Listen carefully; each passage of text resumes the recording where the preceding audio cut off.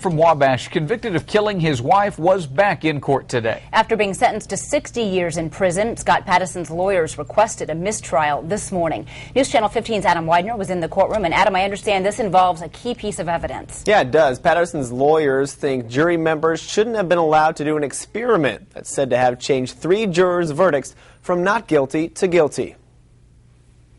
How long are you going to take this, Scott?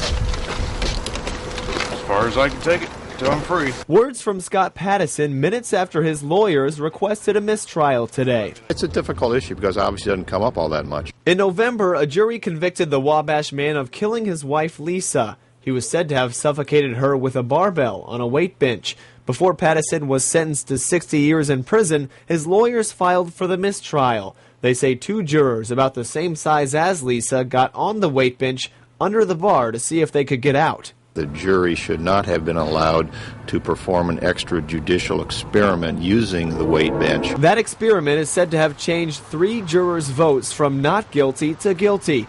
The lawyers think Pattison should have been present for the experiment and would not have objected to letting the jurors look at the weight bench, just experimenting on it. They want to ultimately bring jurors back in for questioning so the court can develop a record of everything that happened in the trial. If the decision is against us, then what we have to be concerned about is a record that we're building for purposes of appeal.